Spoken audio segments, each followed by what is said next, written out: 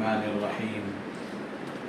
وآتوا النساء صدقاتهن نحلة فإن طبن لكم عن شيء منه نفسا فكلوه هنيئا مريئا صدق الله العظيم۔ یہ سورہ نساء کی چوتھی آیت ہے۔ اس میں اللہ تعالیٰ ارشاد فرماتے ہیں وَآتُوا النِّسَاءَ صَدُقَاتِهِنَّ نِحْلَةً، کہ تم اپنی عورتوں کو ان کا مہر خوش دلی سے دیا کرو۔ فَإِن طِبْنَ لَكُمْ عَنْ شَيْءٍ مِّنْهُ نَفْسًا، اگر وہ خود اپنی طرف سے اس میں سے کچھ چھوڑ دیں تو فَكُلُوهُ هَنِيئًا مَرِيئًا، تو پھر تم اس کو مزیدار اور خوشگوار سمجھ کر کھاؤ۔ اس آیت میں اللہ تعالیٰ نے مہر سے متعلق کچھ باتیں ارشاد فرمائی ہیں۔ عرب میں مہر سے متعلق زمانے جاہلیت میں عورتوں پر کچھ ظلم ہوتے تھے۔ پہلا ظلم یہ ہوتا تھا، پہلے تو یہ بات سمجھیں کہ مہر یہ عورت کا حق ہے، اس کی ملکیت ہے، اس میں کوئی آدمی اس کی اجازت کے بغیر، اس کی رضامندی کے بغیر تصرف نہیں کر سکتا۔ تو عرب میں ایک ظلم یہ ہوتا تھا کہ لڑکی کے جو اولیاء، لڑکی کے جو سرپرست ہوتے تھے، وہ شوہر سے مہر کا پیسہ وصول کر لیتے تھے، لڑکی کو نہیں دیتے تھے۔ تو اللہ تعالیٰ نے اس ظلم کا خاتمہ کرنے کے لیے ارشاد فرمایا وَآتُوا النِّسَاءَ صَدُقَاتِهِنَّ، کہ عورتوں کو ان کا مہر دیا کرو،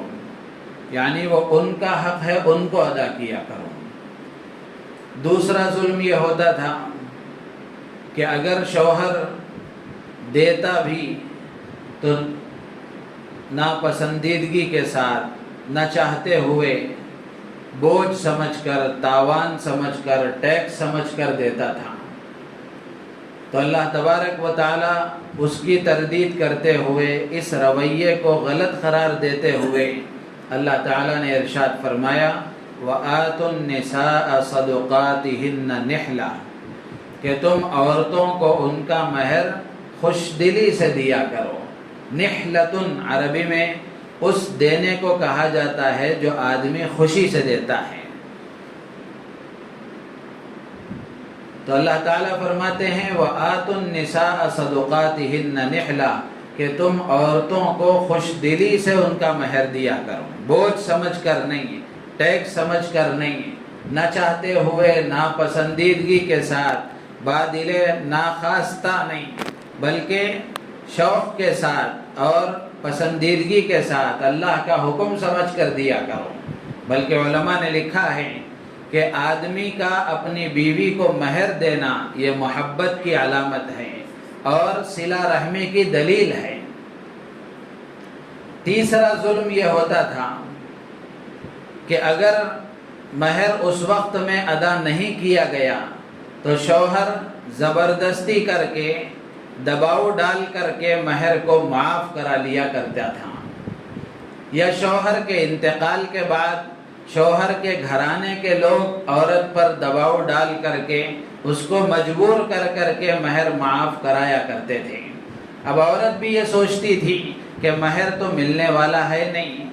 اور اگر میں انکار کروں گی، معاف نہیں کروں گی تو بھی حاصل ہونے والا ہے نہیں، یا زندگی میں اگر شوہر معاف کروا رہا ہے تو عورت یہ سوچتی کہ اب یہ دینے والا تو ہے نہیں، اگر میں اس سے مطالبہ کروں گی تو اچھی زندگی خراب ہو جائے گی،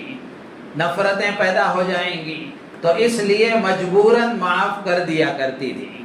تو اللہ تعالیٰ فرماتے ہیں کہ دباؤ ڈال کر، مجبور کر کے مہر کو معاف کرانا یہ بھی صحیح نہیں ہے۔ فَإِن طِبْنَ لَكُمْ عَنْ شَيْءٍ مِّنْهُ نَفْسًا، اگر وہ خود اپنی طرف سے خوش دلی کے ساتھ اگر مہر کا کچھ حصہ وہ معاف کر دیں یا مہر پورے کا پورا معاف کر دیں تو اس کی گنجائش ہے، اس وقت میں آدمی اس کو استعمال کر سکتا ہے۔ کیسے پتہ چلے گا کہ عورت نے خوش دلی سے معاف کر دیا ہے۔ حضرت تھانوی رحمۃ اللہ علیہ نے لکھا ہے کہ طیب نفس خوش دلی کو معلوم کرنے کا طریقہ یہ ہے کہ مہر کی رقم عورت کے حوالے کی جائے، اس کو با اختیار بنا دیا جائے، اور اس کے حوالے کرنے کے بعد اگر عورت نے خوش دلی سے اس میں سے کچھ پیسے شوہر کو دے دیے یا پورے کے پورے واپس کر دیے شوہر کو دے دیے، تو اس وقت میں سمجھا جائے گا کہ یہ خوش دلی سے اس نے واپس کیا ہے، خوش دلی سے اس نے مہر معاف کر دیا ہے، ورنہ زبردستی کر کے مہر معاف کرانے سے مہر معاف نہیں ہوتا۔ تو یہ 3 طرح کے ظلم عربوں میں ہوا کرتے تھے، زمانے جاہلیت میں ہوا کرتے تھے، تو اللہ تعالیٰ نے ان کی تردید کرتے ہوئے اس آیت میں فرمایا کہ نہ تو عورت کے اور لڑکی کے اولیاء اور سرپرستوں کو یہ حق حاصل ہے کہ وہ عورت کو اس کا مہر دینے کے بجائے خود استعمال کر لیں، اور نہ ہی شوہر کو یہ گنجائش ہے کہ وہ مہر کو ادا کرے لیکن بوجھ سمجھ کر، نہ چاہتے ہوئے بادل ناخواستہ وہ مہر ادا کرے، اس کی بھی گنجائش نہیں ہے، اور اسی طریقے سے زبردستی کر کے مہر معاف کرانے کی بھی شریعت میں کوئی گنجائش نہیں ہے۔ تو یہ 3 باتیں، افسوس کی بات یہ ہے کہ یہ زمانے جاہلیت میں اور مشرکین مکہ میں یہ چیزیں پائی جاتی تھیں۔ آج ہم اپنے معاشرے پر نظر ڈال کر کے دیکھیں، جہاں شادی کی بات چیت ہوتی ہے، سب چیزوں کی ترتیب دی جاتی ہے، لیکن مہر ہی غائب ہو جاتا ہے، مہر کا کوئی تذکرہ ہی نہیں ہوتا۔ یعنی نکاح کی دعوت ہے، جو رسم و رواج ہوتے ہیں وہ سارے رسم و رواج کا پلان بنایا جاتا ہے، مہر کی کوئی بات ہوتی نہیں ہے، اس کا کوئی نظام بنانے کی فکر نہیں ہوتی، جبکہ نکاح میں سب سے اہم چیز مہر ہے۔ 2 ہی چیزیں ہیں، 2 ہی خرچ نکاح میں ہیں، اور وہ دونوں خرچ لڑکے ہی کے ذمے ہیں، ایک مہر کا ادا کرنا ہے اور دوسرا ولیمہ کرنا ہے، یہ دونوں خرچ لڑکے ہی کے ذمے ہیں۔ اللہ نے اور شریعت نے نکاح میں لڑکی پر یا لڑکی والوں پر کوئی خرچ نہیں رکھا ہے،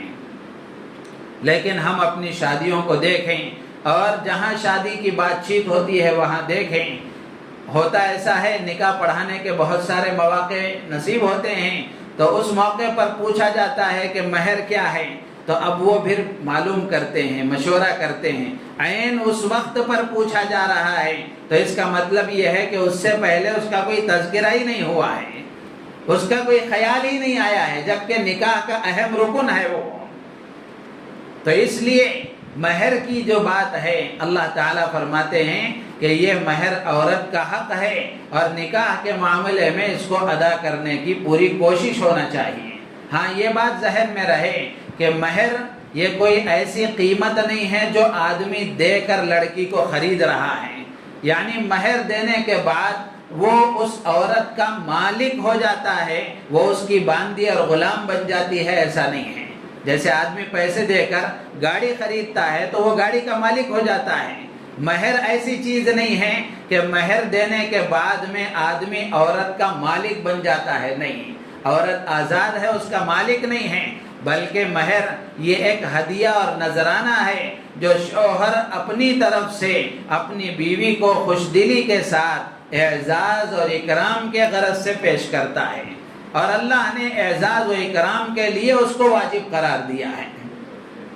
تو اس لیے شادی کے سلسلے میں مہر کا معاملہ بڑا اہم ہے، لیکن ہم اپنے معاشرے میں نظر ڈال کر کے دیکھیں تو مہر کے سلسلے میں جتنی غفلت ہے،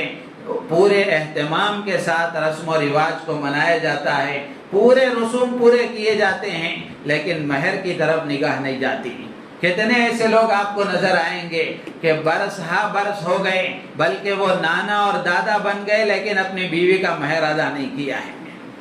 بیوی کا مہر ادا نہیں کیا ہے۔ اور مہر وہ چیز ہے کہ مہر ایک قرض ہے، مہر ایک قرض ہے۔ فقہا نے مسئلہ لکھا ہے کہ اگر کوئی آدمی اپنی بیوی کا مہر ادا کیے بغیر دنیا سے رخصت ہو گیا تو مرنے کے بعد اس کے ترکے میں سے جیسے اور لوگوں کا اگر قرض ہے تو سب سے پہلے وارثین میں وراثت تقسیم کرنے سے پہلے اس کے چھوڑے ہوئے مال میں سے اس کا قرضہ پورا کیا جائے گا، اس کا قرضہ ادا کیا جائے گا۔ اگر قرض کے ادا کرنے میں اس کا پورا مال ختم ہو گیا تو وارثین کو 1 روپیہ نہیں ملے گا، وارثین کو 1 روپیہ نہیں ملے گا۔ تو جیسے قرض دوسرے لوگوں کا ادا کرنا ضروری ہے اس کے طریقے میں سے، ایسے ہی اگر کوئی آدمی اپنی بیوی کا مہر ادا کیے بغیر دنیا سے رخصت ہو گیا، علماء نے لکھا ہے کہ اس کے طریقے میں سے جیسے اور قرض کو ادا کیا جائے گا ویسے ہی اس بیوی کا قرض جو مہر ہے وہ بھی ادا کیا جائے گا۔ تو اتنی اہم چیز ہے، لیکن ہم اپنے معاشرے پر نظر ڈال کر کے دیکھیں کہ اس سلسلے میں کتنی غفلت ہے۔ تو اللہ تعالیٰ فرماتے ہیں کہ مہر دینا چاہیے، عورت کا حق ہے، خوش دلی سے دینا چاہیے اور بوجھ سمجھ کر نہیں دینا چاہیے۔ اور ہوتا یہ ہے کہ مہر تو ادا نہیں کیا جاتا، مرنے کے بعد طریقے میں سے ادا کرنا دوسری بات ہے۔ جیسے ہی اس کا انتقال ہو جاتا ہے، اب کچھ عورتیں ایسی ہوتی ہیں جو مہر معاف کراتی ہیں۔ اب اس وقت میں بیچاری شوہر کے انتقال کے غم میں ہے، اب وہ اس وقت میں کیا مہر کا مطالبہ کرے گی، اور اس وقت میں سوائے معاف کرنے کے کیا چارہ ہے؟ تو اس وقت کا معاف کرا لینا یہ کافی نہیں ہے، یہ کافی نہیں ہے۔ تو اس لیے اللہ تعالیٰ فرماتے ہیں کہ عورتوں کو ان کا مہر دیا کرو، خوش دلی سے دیا کرو۔ مہر کے سلسلے میں جو غفلت ہے یا مہر کے پیسے لڑکی کا باپ، لڑکی کے اولیاء، لڑکی کے سرپرست لڑکی کی رضامندی کے بغیر جو استعمال کر لیتے ہیں اس کی بھی گنجائش نہیں ہے، بلکہ مہر کا جو پیسہ ہے وہ لڑکی کے حوالے ہونا چاہیے، وہ لڑکی کے حوالے ہونا چاہیے۔ اب اس کے بعد اس کو اختیار ہے، وہ جو چاہے کر سکتی ہے، وہ جو چاہے استعمال کر سکتی ہے۔ اور مہر کا جو پیسہ ہے اتنا پاکیزہ پیسہ ہے۔ حضرت مولانا یونس صاحب پالنپوری دامت برکاتہم نے ایک مرتبہ ایک مجلس میں فرمایا تھا کہ مہر کا پیسہ اتنا پاکیزہ پیسہ ہے کہ اگر کوئی آدمی اپنے بزنس میں اس مہر کے پیسے کو ملا کر اپنا سرمایہ کے طور پر بزنس میں وہ لگاتا ہے تو اللہ تعالیٰ اس مہر کی برکت سے اس تجارت کو آگے بڑھاتے ہیں، تجارت کو آگے بڑھاتے ہیں۔ اب آپ یہ نہ کریں کہ جا کر مہر کا پیسہ لے کر اپنی تجارت میں لگائیں تو بھی اس کو پارٹنر کے طریقے سے لگانا چاہیے، یعنی جو مہر کا پیسہ ہے اس کا فائدہ بیوی کو دینا چاہیے۔